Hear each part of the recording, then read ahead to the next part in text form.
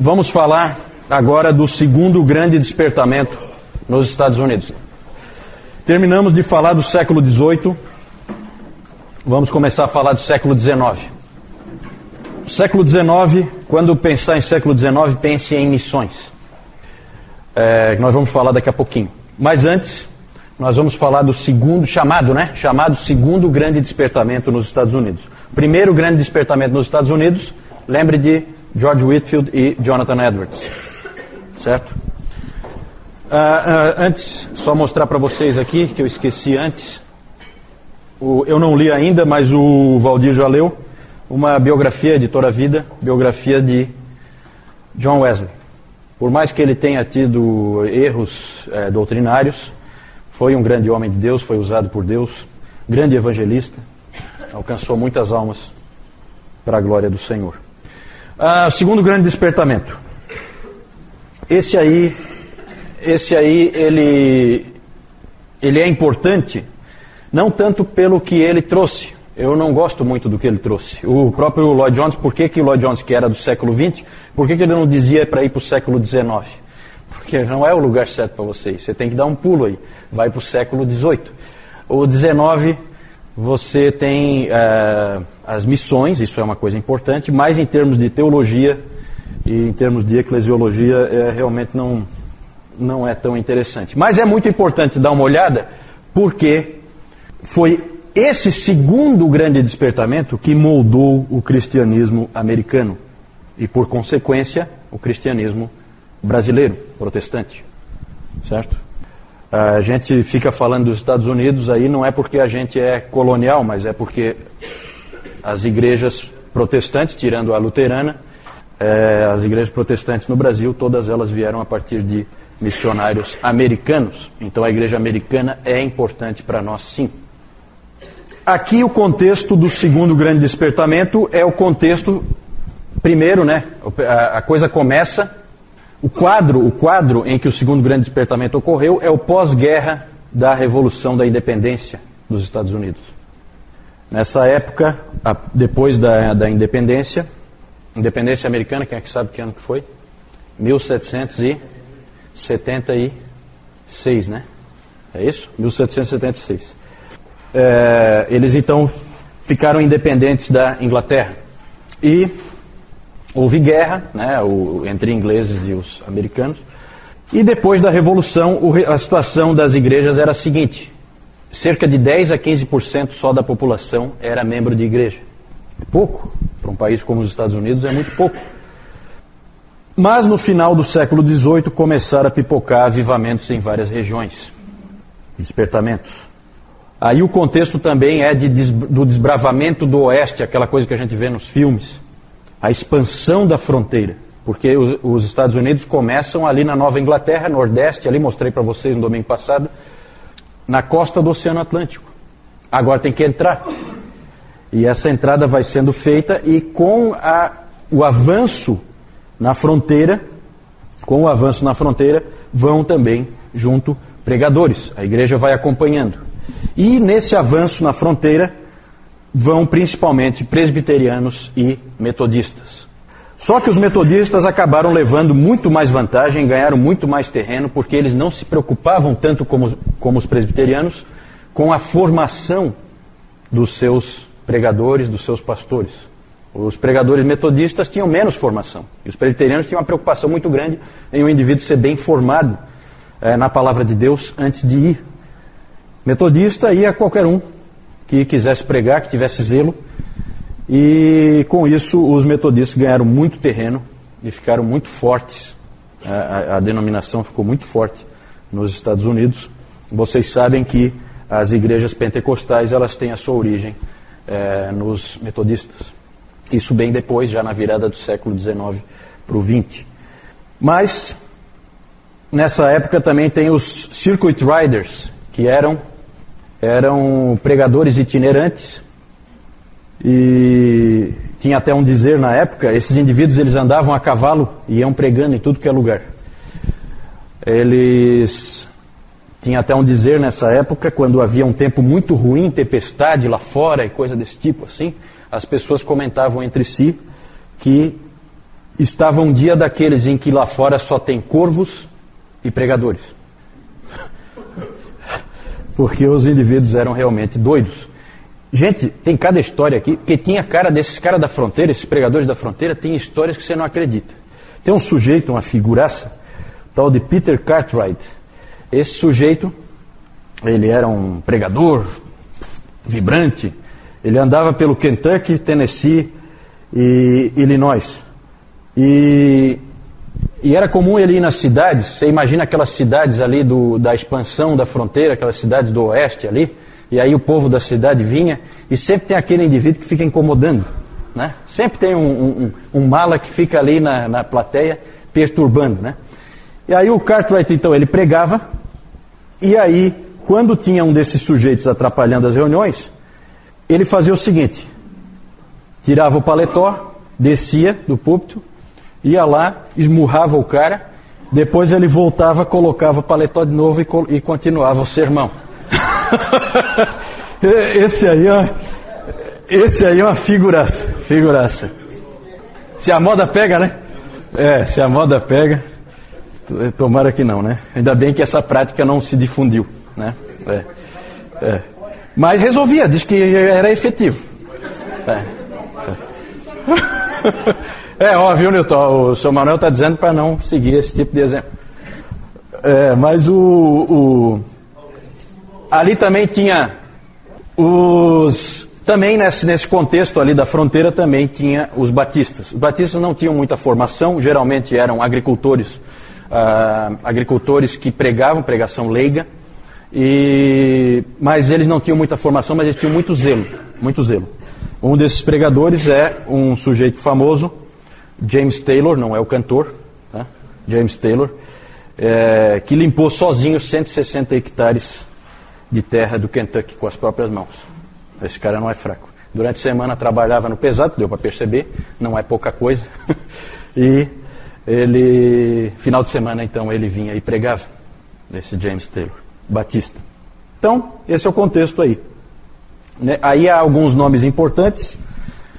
O Timothy Dwight, que era neto de Jonathan Edwards.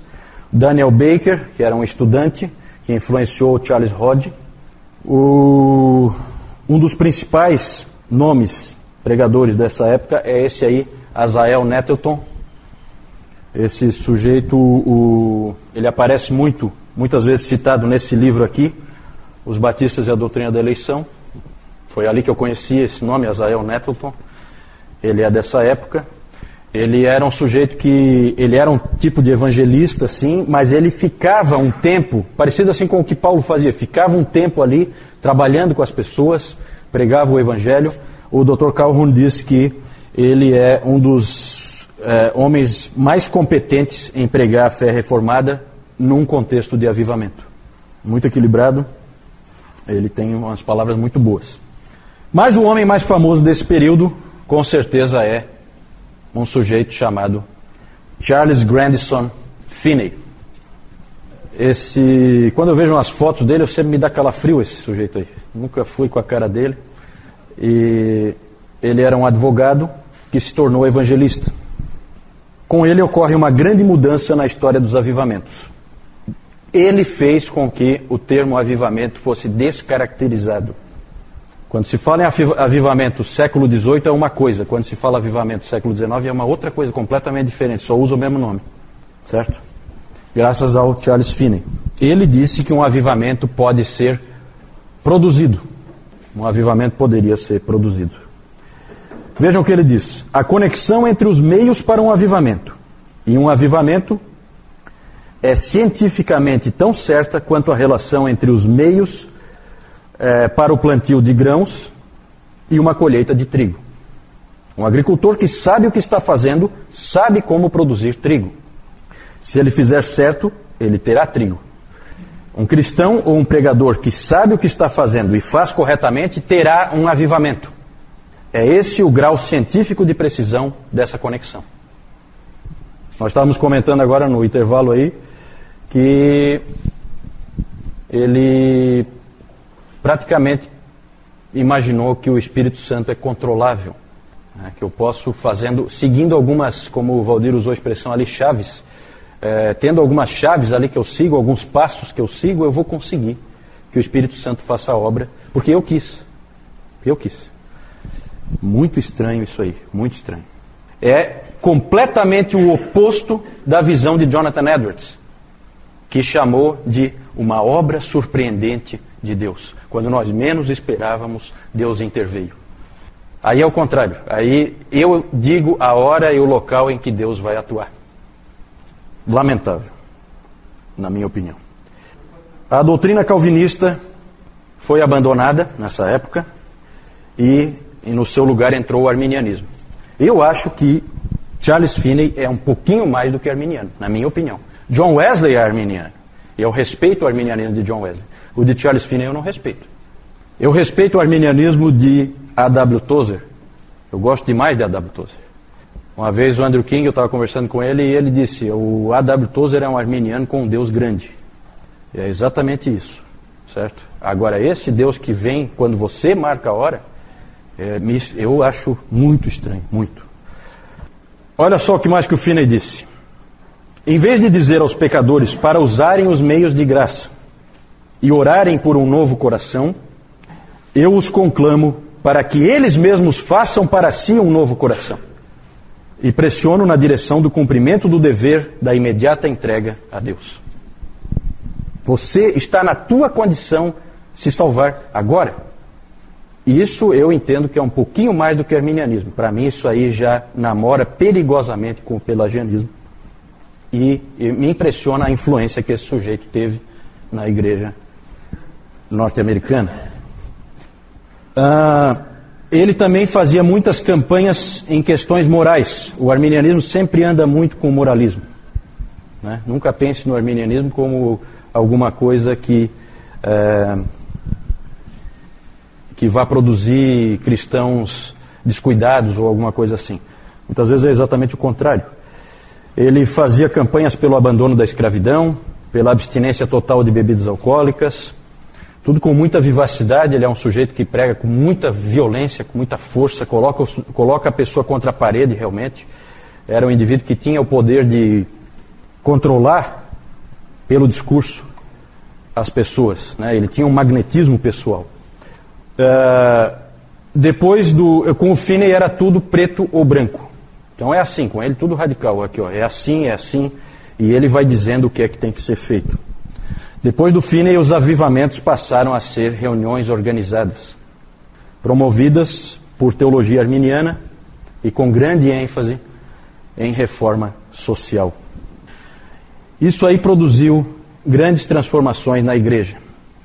Uma coisa que o cristianismo americano tem até hoje é o avivamentismo, que são as cruzadas evangelísticas, esse tipo de coisa. Nós vamos marcar o avivamento, nós vamos alcançar milhares de pessoas no dia tal, na hora tal, vamos trazer o fulano de tal aqui e nós vamos alcançar aqui nesse país.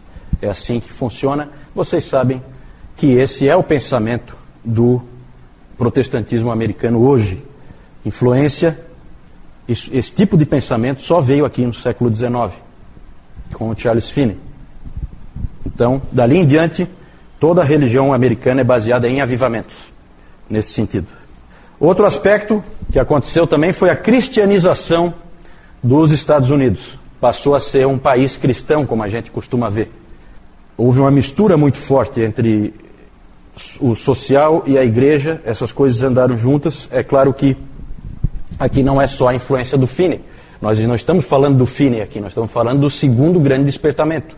Então aqui estão envolvidos todos os pregadores da fronteira, toda a influência deles, certo? E aí os Estados Unidos, eles se tornaram um país dito cristão. Outro aspecto, democratização do cristianismo.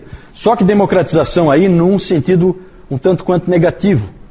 Porque o que acabou acontecendo é que cada americano passou a ser o seu próprio teólogo, depois do segundo grande despertamento. Passou a haver uma rejeição do passado, uma rejeição de tudo que tinha antes.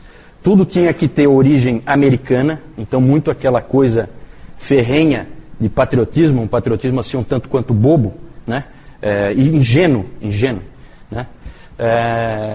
E aí o abandono, aqui por exemplo os batistas acabaram negando toda a sua tradição confessional, a Confissão de Fé de Londres de 1689 e depois a Confissão de Fé de Filadélfia de 1833, tudo isso foi para a lata do lixo. Por quê? Por causa dessa pressão para que cada um pensasse a teologia como quisesse. E aí imagina o grau de divisão que isso aí produz. Não é à toa que o divisionismo da igreja americana é algo incontrolável, né? O potencial divisionista é único, porque cada cabeça é uma sentença. E cada indivíduo tem uma ideia diferente, e aí forma uma nova igreja. Se for um indivíduo com algum talento de liderança, ele acaba formando uma nova igreja. Então é complicado. Também, nessa época, começa a criação de um sem fim de instituições para-eclesiásticas, certo? Antes era só a igreja, depois, e vocês sabem que isso é tipicamente americano, instituições para-eclesiásticas de todo tipo.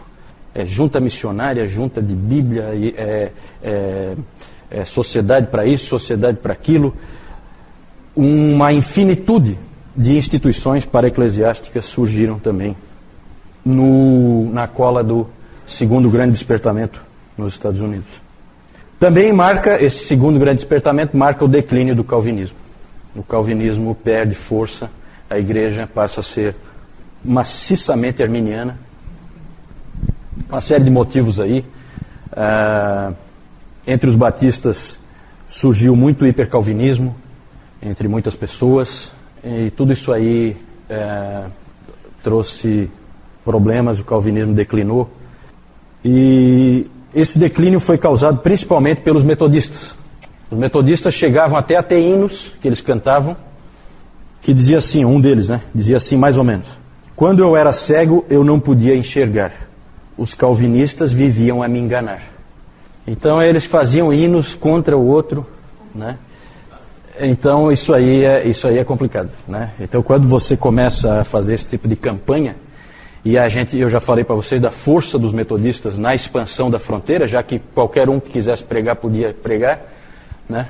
Então isso dá muita força, dá muita capilaridade, você consegue levar pessoas para tudo que é canto. E mais ou menos como a gente vê, né, nessa questão da capilaridade, a gente vê igrejas como a Assembleia de Deus, por exemplo, em que facilmente um indivíduo pode se tornar um pregador dentro da igreja, então você tem a Assembleia de Deus em todo lugar. Né? Não há assim um requisito de que ele seja muito preparado. Né? Isso dá muita força em termos de expansão. Né? E os metodistas foi um pouco assim, mal comparando. Só para a gente comparar com uma situação que a gente conhece aqui no Brasil. O que mais? Um aspecto positivo que o Dr. Calhoun defende é que com essa cristianização dos Estados Unidos ocorreu um atraso na paganização do país. A paganização está acontecendo hoje. Cada vez mais os Estados Unidos estão deixando de ser um país cristão e estão se tornando um país pagão e dos piores, né, em termos de paganismo. Com a força que ele tem, cultural, econômica e social, não é difícil que ele se torne uma grande força, seja lá para o que for. Que mais? Também apareceram novas denominações dentro dessas filosofias aí de renúncia ao passado, renúncia à história.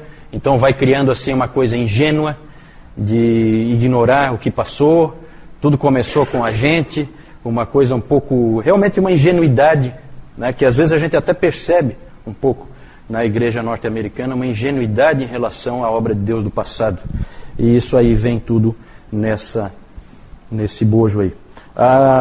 Surgem novas denominações também dentro desse pensamento, como os discípulos de Cristo, as igrejas de Cristo, tudo na fronteira.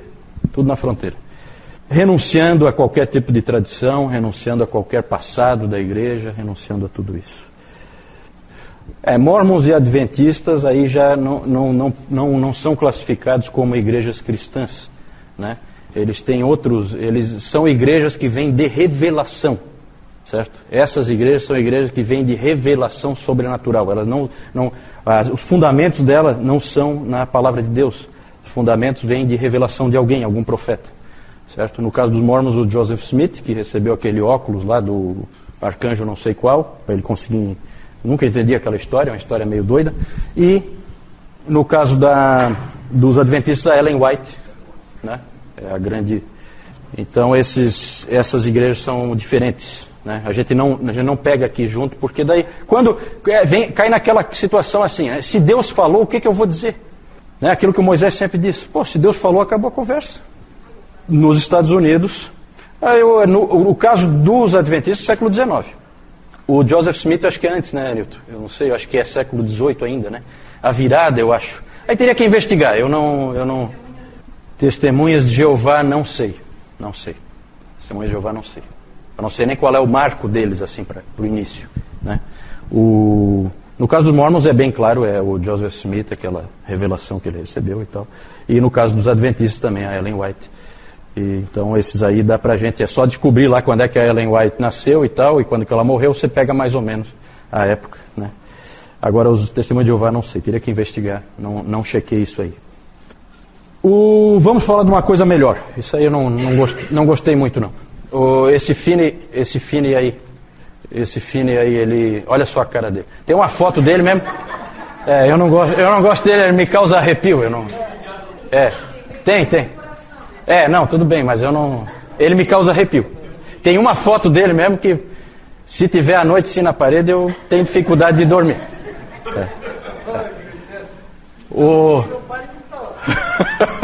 O Nettleton é uma carinha melhor, né?